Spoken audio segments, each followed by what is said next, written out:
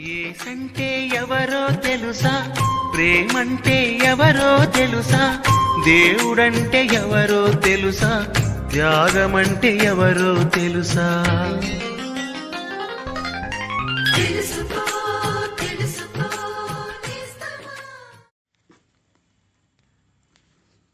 ప్రభువైన యేసుక్రీస్తు అతి శ్రేష్టమైన నామమున మీకు వందనములు.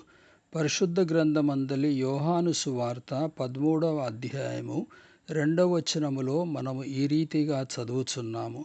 వారు భోజనము చేయుచుండగా ఆయనను అప్పగింపవలెనని సీమోను కుమారుడగు ఇస్కరియోతు యూదా హృదయములో అపవాది ఇంతకుముందు ఆలోచన పుట్టించియుండెను.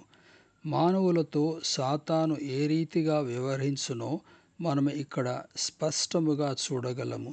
ఎవరైతే ప్రభువును నిరాకరింతురో వారి దౌర్భాగ్యపు స్థితిని గూర్చి ప్రభువు మాటలేవనగా, శాపగ్రస్తులారా, నా ఎదుట నుండి నిత్యము కాలుచున్న అగ్నిలోనికి పొండి, అది సాతాను కొరకును వాని దూతల కొరకును సిద్ధపరచబడి ఉన్నది.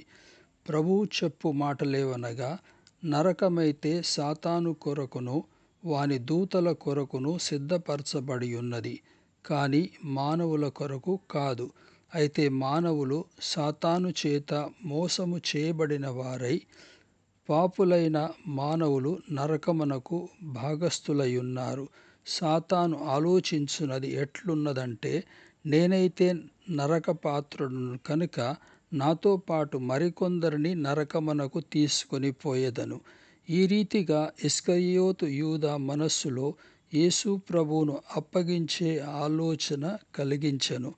ఎప్పుడైతే ఒకడు సువార్తను వినునో అప్పుడు దేవుడు వానికి యేసు ప్రభువును రక్షకునిగాను ప్రభువుగాను స్వీకరించుము అని ఆజ్ఞాపించుచున్నాడు. అయితే సాతాను దీనికి వ్యతిరేకముగా సువార్తను నిరాకరించు నిమిత్తము ప్రేరేపించుచున్నాడు. ఎవడైతే ప్రభు ఆజ్ఞను అంగీకరించునో వాడు జీవమును పొందును, పరలోక రాజ్యమునకు పాలిభాగస్థుడగును. కానీ ఎవడైతే సాతాను మాటలు అంగీకరించునో వాడు నరకమునకు పాలిభాగస్థుడును, అనగా సాతానుతో నిత్యకాలము శిక్షను అనుభవించును. మీరు ఎలాంటి నిత్యత్వమును కోరుకొందురు? దేవునితో జీవమున, సాతానుతో నరకమున?